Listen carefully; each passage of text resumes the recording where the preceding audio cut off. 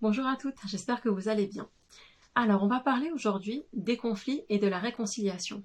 J'imagine que vous vous êtes rendu compte, comme toutes les femmes mariées au monde, que le conflit était inévitable dans un couple. C'est absolument normal d'avoir des conflits, de ne pas être d'accord en fonction de notre éducation, de nos caractères innés, des expériences que l'on a eues et de l'essence de nos caractères de manière beaucoup plus profonde. Une femme est absolument différente d'un homme. Alors, forcément, des conflits arrivent.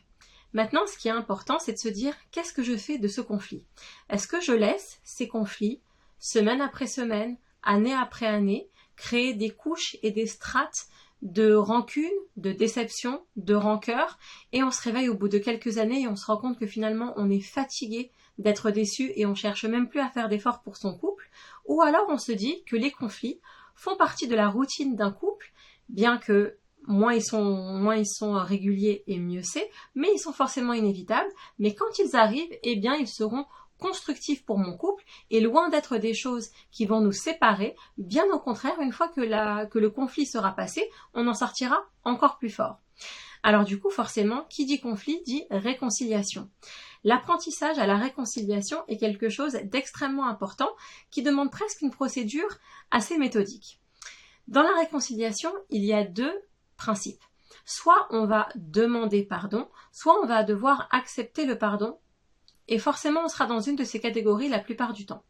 Alors quand il s'agit de demander pardon, qu'est-ce qui nous empêche, qu'est-ce qui fait barrage psychologiquement pour demander pardon?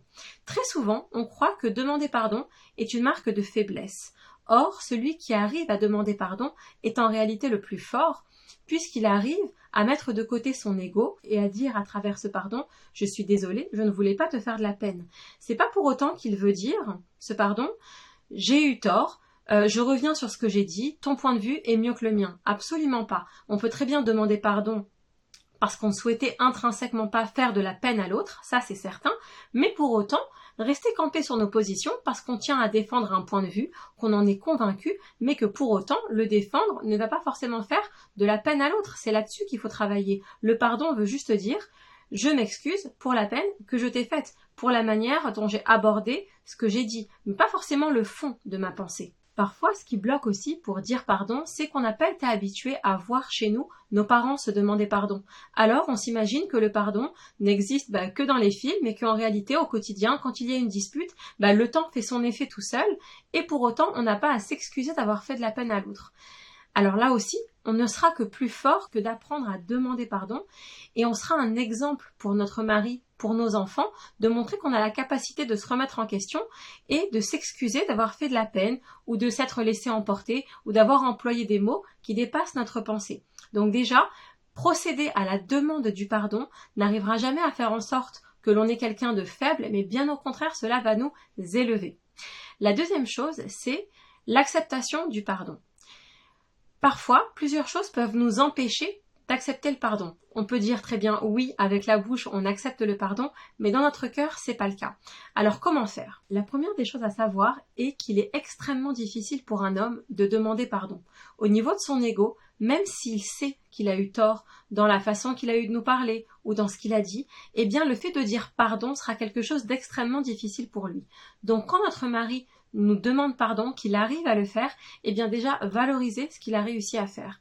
Ça n'excuse pas forcément ce qu'il a fait, mais reconnaître l'effort qu'il a fait. On peut très bien dire qu'on est touché par le fait qu'il nous demande pardon, mais qu'il va falloir rediscuter d'un sujet sur lequel on n'est absolument pas d'accord et que c'est pas juste un mot qui va nous faire passer à autre chose. Il est nécessaire de terminer la discussion de manière à tomber d'accord. Le pardon n'efface pas tout, mais il est une approche, il est une introduction à la réconciliation.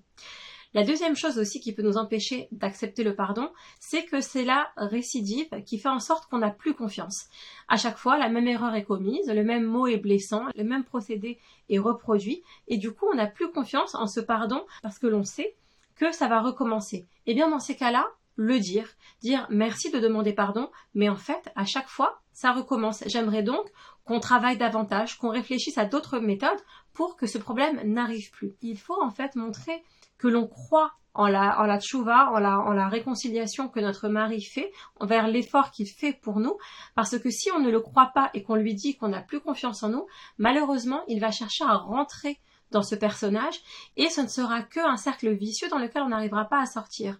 Donc même si effectivement il y a des récidives et qu'on a le droit de pas forcément y croire de nouveau et qu'on peut avoir des doutes, eh bien alors le mieux est d'en discuter avec lui. Mais tout d'abord, reconnaître l'effort qu'il a fait en disant pardon. La dernière chose est également le fait que parfois, le mot pardon ne sort pas, mais que notre mari va le faire de manière détournée, en utilisant des tournures de phrases, en disant « je suis désolée »,« bon, excuse-moi, passons à autre chose », ou alors il va rentrer avec un cadeau, il va être particulièrement plus attentif les moments qui vont suivre la dispute. Dans ces cas-là, laissez le bénéfice du doute à pardonner. En fait, pardonner, passer à autre chose, essayer d'en rediscuter, mais tout en ayant une accalmie au niveau de la communication, et montrer l'exemple, comme on le disait tout à l'heure, montrer l'exemple en nous demandant pardon et en montrant que c'est absolument pas quelque chose qui rabaisse l'ego.